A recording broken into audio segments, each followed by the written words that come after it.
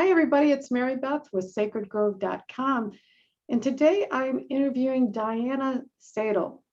And Diana, I wanted to talk to Diana because she's going to give us a really cool take on helping young people develop their intuitive gifts. And I want just to get you started. Diana, welcome. I'm so glad you're here. You're doing that. Thank you, Mary Beth. Thank you so much. Yeah. So, as an adult, I've taken a lot of communication classes or intuitive communication or just opening up my intuition. And, I teach people when I teach my UConnect class, I also teach people to open up their intuition because that's really how you connect with your animals. As an animal communicator, intuition is it's like the pretty key. important. Pretty important, yeah. Pretty important. But there is no training or support that I've seen for young people who have intuitive gifts. And as someone who had a pretty big experience when I was in my young teens, I realized I had nobody to talk to. Nope. Yeah. Okay. So I knew like there was nobody to talk to. Let's just say it there. So I shut it up. Shut it down and kept moving on. So I've invited Diana because she's a graduate of my UConnect animal communication class. Yes, I am. But you also are helping young people with their intuitive gifts. Yes. Okay, so let me just read a little bit more about you. So Diana is an insightful, compassionate psychic healer and communicator who shares powerful healing and meaningful messages for people and their animals. As a Reiki Grandmaster, she's been offering Reiki to her clients and their animals for over 5 years, and animal communication for the past 2. Diana is passionate about educating youth and adults in understanding and developing their own unique intuitive talents and gifts. She opened her own practice, Heart and Soul Ottawa Reiki, in Ottawa, Canada. That's in Ontario, if you don't know, where she lives with her husband and 3 pets. 3 pets, yeah. 3 pets. Okay. So who's at home? What are the 3 pets? I adopted 2 cats from a rescue, 2 different rescues, and then I recently have a puppy that's come into the house just to throw something different into the mix and throw the house upside down. But she's a joy. She is a joy, let me tell you. She keeps me on my toes, which is excellent. I'm so glad. Yes, as I was saying, I'm not even sure I'm going to get a puppy again, but so more power to you. I'm not sure I'm going to get a puppy again either. I didn't realize how much work they were, or I had forgotten how much work they were. Maybe I should say it that way. Yeah, it's like raising your kids again, but that's okay. That's okay. Yeah, but that's okay. You love them. Okay. I love them. Absolutely. So tell me, Diana, at what age did you realize that you had intuitive gifts? I think I was around the age of 5 or 6. Now, this is quite an interesting story that my father used to tell me all the time. I remember the feelings, but I don't remember doing it. I used to get up in the middle of the night and stand over his bed. So I would stand over there and I watch him sleep. And he'd wake up in the middle of the night and he'd like see this 5-year-old kid standing there, huffing and puffing, like scared. And he put me back to bed. And I just kept coming night after night after night. And this happened until he had a heart attack. And then I stopped coming. Oh. Yes. Yeah. So that's how I kind of figured something was going on. And I think it then raised its head again in around 7 or 8, grade 7 or 8, or early high school. And when it was kind of interesting because when someone said, you have friends that come up and say, guess what I did on the weekend, or guess what happened to me. Well, I didn't know you weren't supposed to actually tell them what happened, because I would tell them, oh, you did this, this, and this. And they're like, how did you know that? And I like, well, I just kind of knew. And so that developed into a whole big thing. And people were, I would say, confused and scared because I knew stuff. And then I started to think in my head, am I actually making this happen? and I wasn't sure.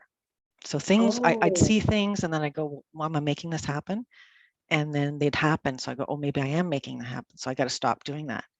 So I became very quiet, didn't really talk to anybody anymore. And when people asked me questions, I knew the answers, but I just pretended that I didn't. And it just kind of sat there. And that's wow. what's, yeah. So I sort of pushed it down until I was, my gosh, until I started having kids. And then it's sort of mother's intuition, hooked in. And then as it goes, went on from there. So that's a very common problem, though. I think you had said, and there was nobody to talk to. There wasn't anybody, like there wasn't any friends around that were experiencing anything. And if you said anything like, was somebody to come with the white coat and take you away or call you crazy or medicate you? It was just not something that you talked about. And my parents were Protestant, very strict Protestants. And, that was, you just don't talk about anything out of the normal. So, yeah, you tend to feel, I don't know how you felt. I felt very isolated and very, I don't know, I don't even know what the word is, different. And yeah, I thought I was crazy. I really did. I really did. I so my experience is small. It was a huge experience, and yet it was, compared to you, it was very different. I asked God if God existed, and I got this huge, clear response. And so Mhm. we're not talking religious here, but I came from the Roman Catholic background, and I know that from that background, at least in my point of view, only saints talk to God, and saints Mhm. don't live in Buffalo, New York, and certainly they're No, not children. no, they're not. And you're getting it. Authorities are those are the ones who have these abilities, and the saints have been dead. And so it's like, I don't know what to do with this, and so I'm not going to talk to anybody about it. I got a little lucky later on when I was in high school. My grandmother had an interest in all this stuff, and she introduced me to Lilydale, which is very close Mhm. to Buffalo, Yep. which is all kinds of spiritualism and spiritualists. And I took her there, and so um, she had some stories, and my dad did, but that was after I was grown. I Mhm. didn't hear any of that stuff as a kid. No, and you No, don't. not at all. And your only point of reference really is all the movies from Hollywood that you see, right? And they really, that really is not a real good take on things. No. No, which just makes it all the worse. Oh, it So does. Yeah. it really Yeah. does. So you got the stuff going, and you just kind of close it down. You have to, otherwise you just don't survive. And I really was very closed off. Like I just did not share at all, at all, at all, at all. Nobody knew what was going on in my life. I didn't say anything. I didn't talk about anything. I just was, I was just kind of there. And I don't think I realized that until I started, opening up to the possibility that, maybe I wasn't crazy.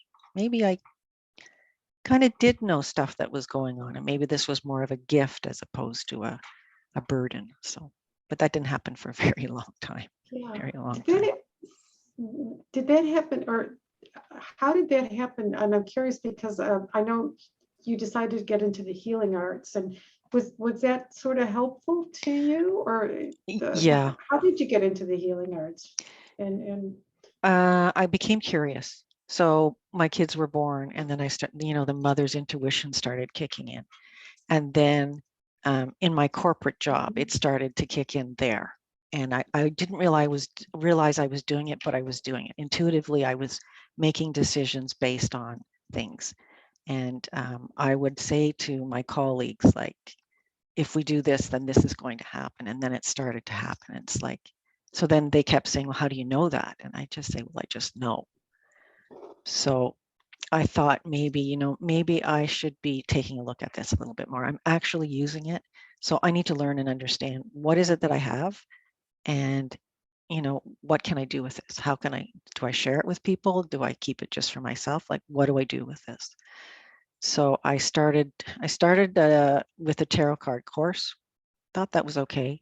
And then I just started doing, going to like Reiki masters and massage therapists and all the healing modalities, Reiki, not Reiki, reflexology, all that stuff.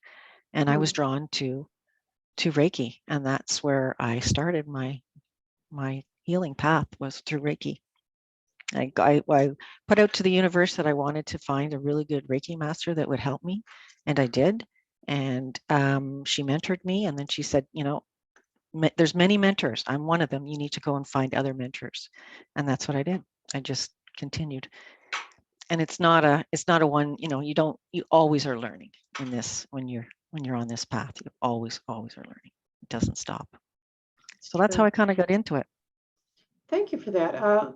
You know, I also had and I never thought of it as being intuitive. You don't. It's just.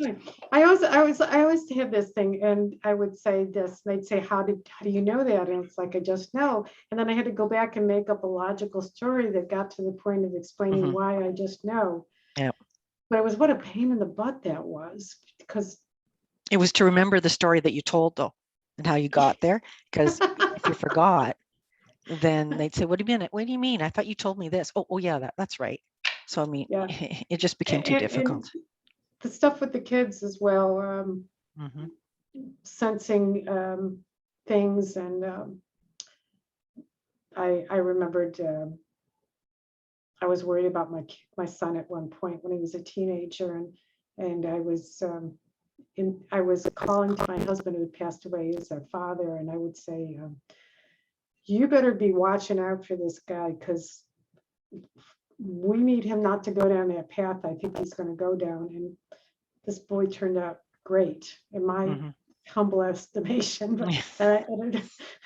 But I think I knew something was going on, and I knew to ask, and we received help. You know, that was really nice.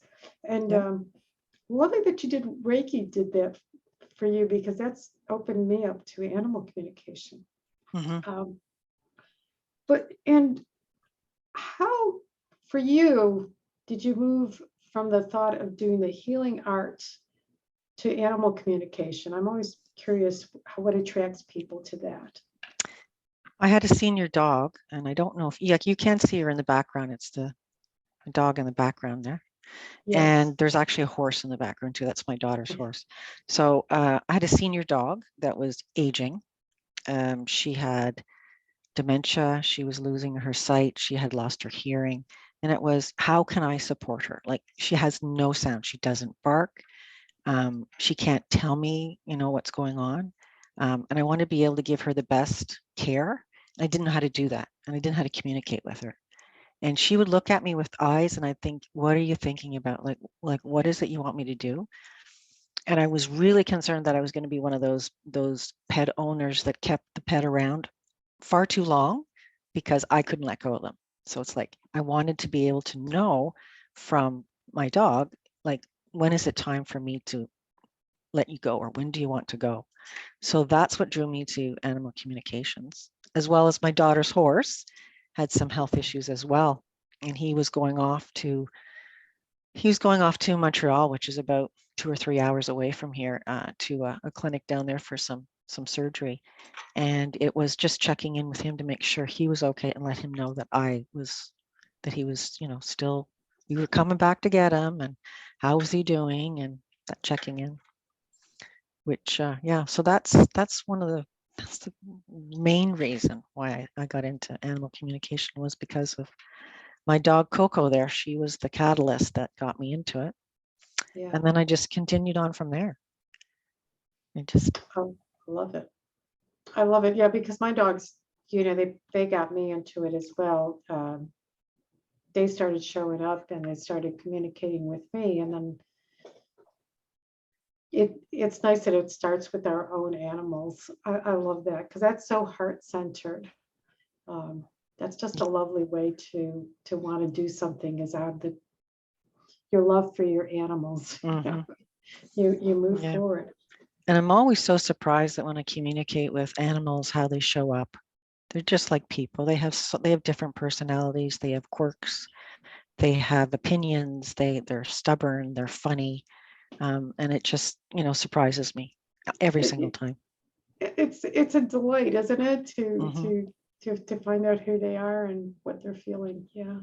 Yeah. Yeah, you remember I was telling you about the cat that I used to have, and she's a black cat, and she thought she was the bee's knees and the cat's meow. She just thought she was it.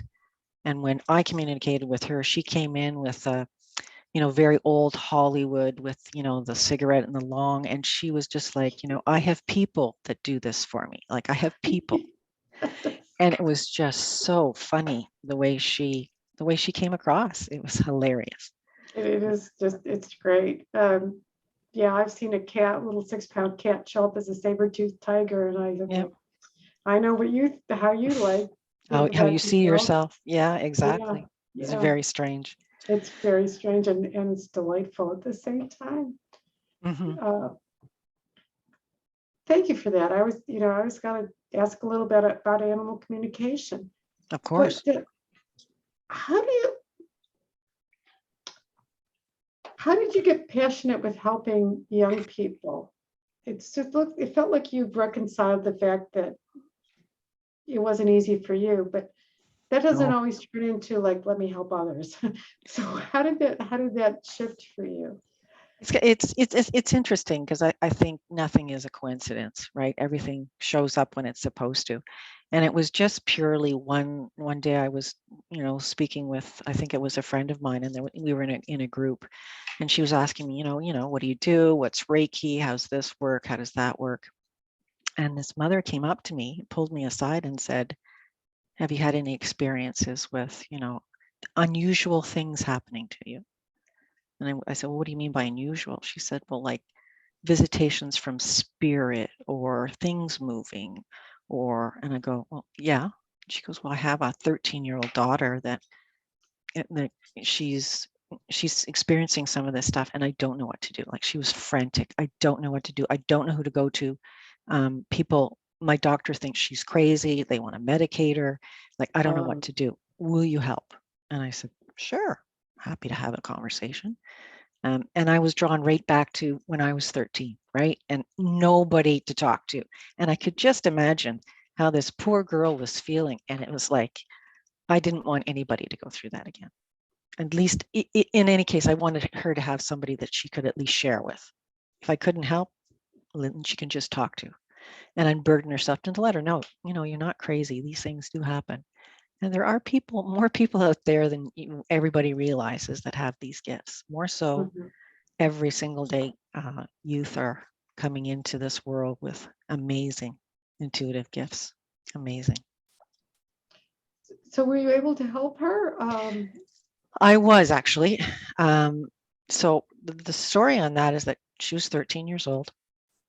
Um, and when she came down to the breakfast table every day, her mother would say, have a seat at the table.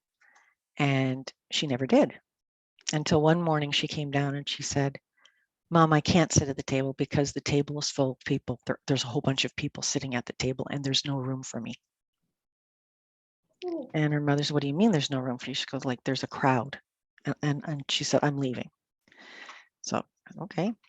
And there was one particular, I would say, spirit that would keep her awake all night. She was probably about 10 years old, and she wanted to go out and play on the swings or go to the park or do this and party and all the rest of it. So she wasn't getting any sleep. So she was sleep deprived.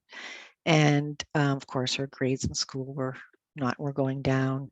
She was withdrawn. She thought she was crazy. She wasn't eating. It was just, this went on for quite a long time.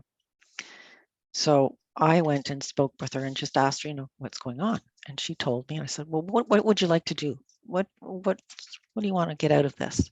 She says, I just want everything to stop. I just want to be 13. I just don't want any of this anymore. I said, well, you have a choice. You don't have to have any of this stuff if you don't want to. But you have to choose. Do you want it or do you not want it? So the way that I explained it to her is um, kids are very open. They're very innocent. Like they don't have any preconceived ideas of anything. So I said to her, it's like you're a celebrity and all these people want to talk to you. And you've got this open for business sign blinking above your head, and all these spirits are saying, oh, there's somebody that I can come in and they'll listen to me and they'll deliver all the messages to my loved ones.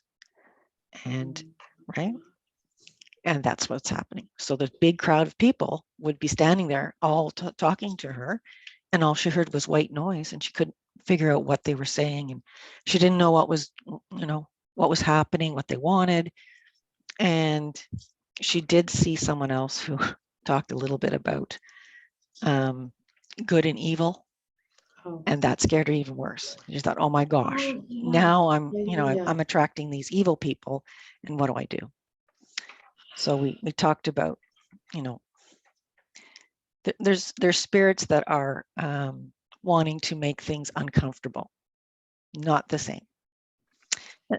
People, they're like people in real life when they're on this earth plane. They like to play tricks. They like to do things, and you have to be firm. You have to build boundaries. So that's what we did. We talked about boundaries, and we talked about closing the first, the open for business sign. Just declare, I don't want this. You're not welcome. And this is not something I want to do. And yeah, we did that, and we did some Reiki, and it was amazing to see the light return to her eyes. She was like, oh my gosh, it's that simple. And I go, yeah, it's that simple. You need to say, no, you can't be here. You said, I said to her, you're 13 and this is a 10-year-old. She wants to play. You don't want to play. Simply tell her, no, I don't want to play. And if she's persistent, say, no, don't want to play, and ignore her, and she'll go away. So we did some practicing. She went away, and she didn't come back. So, yeah. And I got a call from the mom about 2 weeks later, and she said, I can't believe the change in her. She's happy. She's skipping around. She's talking. She's going out with friends. And she's back to the way she was. And she goes, and it was that simple. I said, yeah. You just need to find the right person to talk to, and just understand that you need to build boundaries. Yeah. Just like in life, right? That's, yes. Yeah. In fact, I had a dream about that one time. And it was my intuition was, I think I would say I was growing it, or catching that I first had a bunch of, it seemed like a bunch of relatives coming to the house unannounced, and it was okay. It was all right. So you didn't tell me you were coming over, but okay, I like you guys. And they left nicely. And then I had a rowdy bunch, and it was pretty funny because I'm sober. But these were drinking, cussing mother anyway. And they just came in and started trashing the place. I said, you get out of my house. You got to go. You do not belong here. And I got him out, and I closed the door, and I thought, when I woke up, I thought, that is a great dream to remind me that I get to set the boundaries about who gets to hang out. And who doesn't. With me in the spirit world. You got to say no, because there are some that it's like, oh, the door's open, let's party. Or, I'm being silly about it, but what? Yeah, that's exactly right. Yeah. So her fear was that if she told this 10-year-old to leave, if she got angry, what was she going to do? Oh. And I said, she's not going to do anything. She's not going to do anything. So that's why she didn't want to. She was, she was the type that she wanted a friend. She didn't really want to tell her to go, but she really wasn't having a good time. But, she didn't want to be mean, but said, but you're not getting any sleep. So you've got to choose. In the end, the 10-year-old, when you get up in the morning, goes to sleep, and you go to school and try and do your day. And then she comes out at night and you're trying to sleep. So who's this benefiting? It's not benefiting you. No, definitely not. So that's very cool. And I think there's a really big misconception out there that when we say spirits, they think of if you've ever seen The Sixth Sense, you know, that the little boy could see spirits, he would all, and some people do see them as when they passed away and how they passed away. But I see them as just normal, like you and I talking.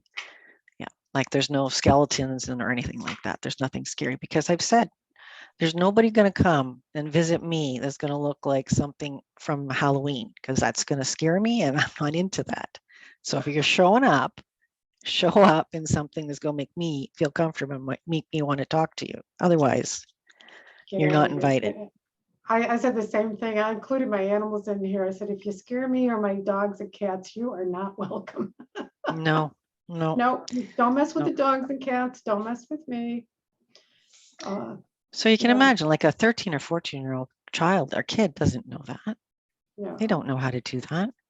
And I've had young adults in here that, and some of them that have had kids of their own that don't know how to do this. There's no manual out there about Yeah. what to do, right? So No. Do you have, is there, excuse me, are there any other good stories that come to mind to give us some good examples of setting boundaries or how you help? yeah, a lot of it has to do with clearing the space. Okay. A lot of people that I've seen or the youth that I've seen is that they're empaths, which means they feel other people's feelings and they take those feelings on and they get stuck. So they just continue to build and build and build. And at some point, you know, you can't carry these feelings around anymore because you've taken them on and they're either you're angry or you're sad or you're happy and you're all over the place. And it's about getting rid of that and learning to build proper boundaries. Like, I hate to say protection, but the way that I would explain it to my clients is think of a mirror, you know, those wonderful mirrors in the change rooms with the fluorescent lights that make you look fabulous. No, they don't. Yeah, they just don't. Is to have that around you, but turn the mirrors so that they're facing out. So when somebody tries to come in and do that, the feelings bounce right back to them and you don't get stuck with them. And you choose who you're going to let into your circle. And that seems to help. And just remember to do that.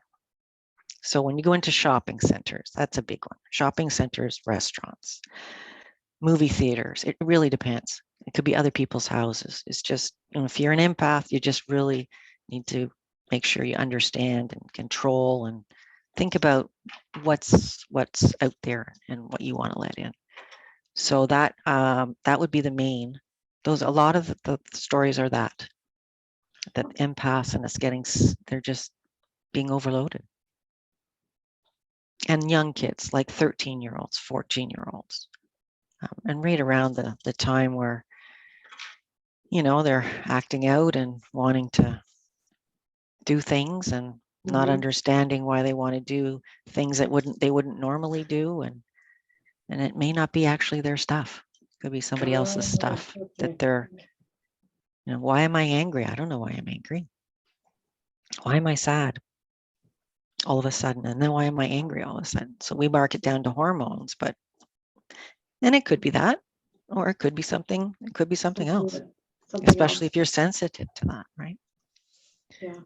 Yeah, which I was as a child. So I'm going to mark down that my anger is being someone else's anger. I'm going to mark that one down to being someone else's anger, not mine. But I remember going through those feelings of 1 minute just being, you know, really excited, and the next minute being not excited, or being in a group of people and everybody would come to me and tell me their problems, and they'd walk away feeling light as a feather, and I was just dragged down, and I didn't understand why. And it was like, well, they just sort of dumped it and left it on me, and they walked away.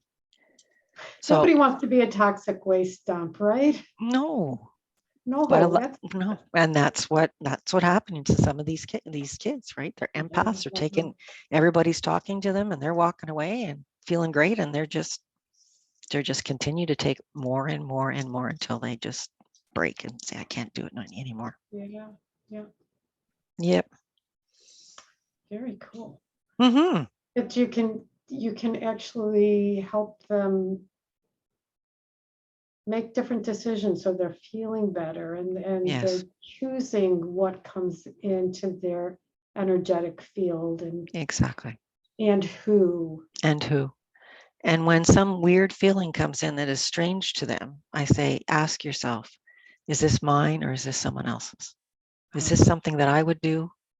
Or is this something that, someone else would do? And if the answer is someone else, it's probably better not to do it. And just to remember.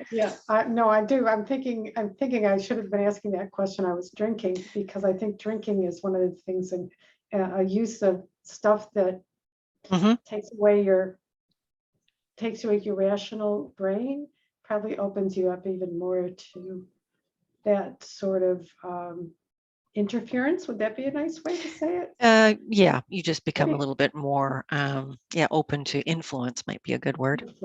influence. Okay. Yeah, but if you think about it, you were probably trying to turn off the voices or whatever in your head, and sometimes doing that, self-medicating with alcohol or something other substance helps, but it doesn't always help. Not usually in the long run, I've found. No, it may be a temporary fix, but in the long run, it's not.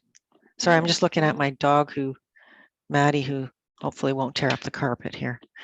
Okay, I was wondering Tear what up the carpet. Don't tear up the carpet. Hey, leave it alone. Go Leave find it a alone. Don't toy. do it. Don't do it. Don't do it, girl. Do Don't do something else. What else does she like to do? All right, Maddie, do that other thing that you like it. to do. Bark at everybody that walks by the door. Oh, golly. The hi, hello, how are you? Yes.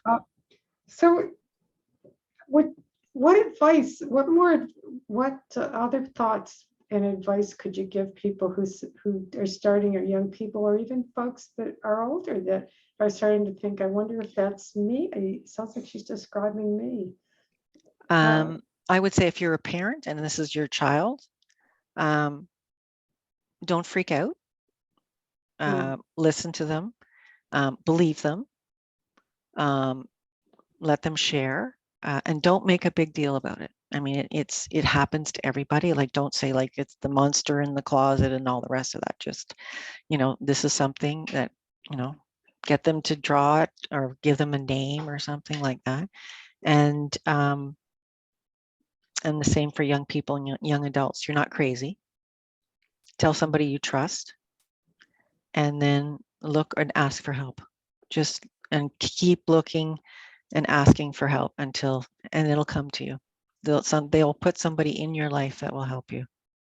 Who will put somebody in your I life? think the universe does that. I'm an adage of, if you put it out there, something will come back. Me too. Ask for what you want, and there's no coincidences. And eventually, you'll find what you're needed, what's needed for you. I love that.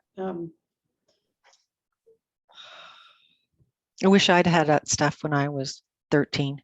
I know. I'm just thinking some of the shows I used to watch, where they go into a home and they say all these terrible things, of scary stuff. Oh yeah. It'd Yeah. be about one of the kids' rooms, and then they'd leave, and it's the end of the show. And I said, "How was that helpful?" Now you got both the parents and the kids freaked out. And what you just gave was something that's like, common sense, helpful, not scary. That's scary. Pretty normal for a good sense, probably more of the population than we know. How much better is that? So do you work with kids and their families? Is this something Yes. that you like to do? Yeah. I love doing it. I really do. I just go back to that 13-year-old that I was and say, if I had somebody to help me, wouldn't that have been great? And see, Maddie's agreeing with me. Maddie's agreeing. Maddie. Yeah, I always like animal interventions participation. Exactly. Yeah. Yeah, and I think it's also important to note that people don't talk about it, but there are more people out there that have intuitive gifts, and these experiences they're happening to them, and there's coincidences and things are happening and they don't understand why, and they think they're crazy, and you're not. Thank You're you. not crazy. Thank you. Thank you, Diana. This Thank has you. been really good. I'll put it in the notes below our interview, but if people want to get a hold of you, tell us your website address and your email address. Absolutely. It's Heart and Soul. So HEARTANDSOUL Ottawa.com. And Okay. then my email address is admin@heartandsoulottawa.com. Okay, admin@heartandsoulottawa.com. Yeah. Okay. Thank you so much for your time. Thank you. It was great talking to you. You Yeah, too. All righty. absolutely. Talk to you soon. Okay.